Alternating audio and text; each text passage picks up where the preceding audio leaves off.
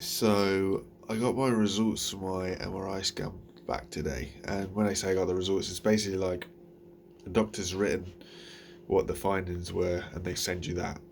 Now I'll get a little bit more of understanding in about 4 days' time when I actually speak to the doctor, and they can dumb it down for me. But I'm not gonna lie, reading through this thing, I had to Google literally every other word to find out what it is.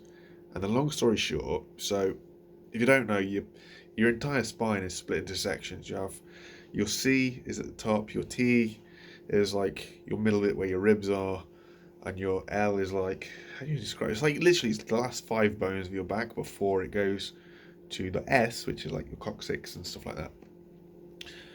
You have five bones in your L.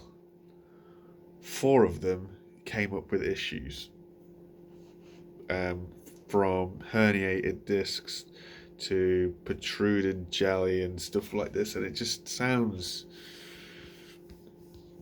screwed. um, Thankfully, it did say that there was no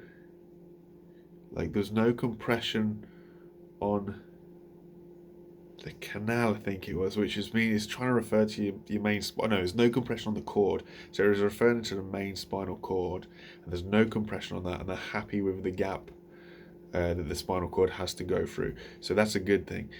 But they did say my L5 slash S1, so like the gap in between the two bones where you usually get your liquidy stuff, they said that that was protruding, and that was pushing onto the root, and it had this like words that just I'm completely lost with it. So I'm gonna need them dumbing down for me when I see the GP, or when I speak to the GP anyway. Um, but from what I could understand, these roots are like the two different nerves or something that sort of go down.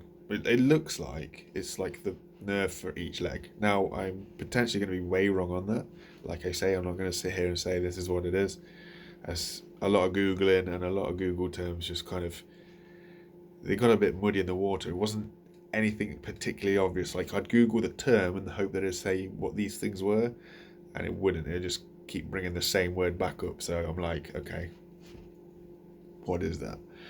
But yeah, to read my L1, my L2, my L3, and my L5 are just like they've got so many problems was a bit rubbish. I don't know what that means. Like I say, I don't know what the severity of anything is. I don't know what the treatment or anything is. I don't know any of this until Wednesday, which is like 4 days from today. But I think there was a very, very minute peace of mind that the spinal cord itself, the main one, the big daddy, is at the moment is in a good position. It's not in a bad way. So what's causing me this pain? I mean, like I say, there's a list of stuff. Um, so I'm a little bit more.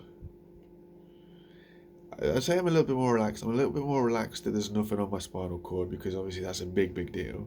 I'm a little bit more apprehensive because it does state in this that this protrusion is touching onto the roots of this whatever it is. So I need to understand and find out what that's all about, because if that is a root of a nerve, obviously if it's already touching on it, if the stuff leaks more, then there's a chance it's going to squeeze on it more, and a chance it's going to compress the root, which is then potentially going to cause me problems to whatever the root is leading to. So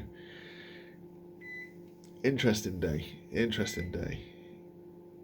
That's all I can say really. But yeah, not bad.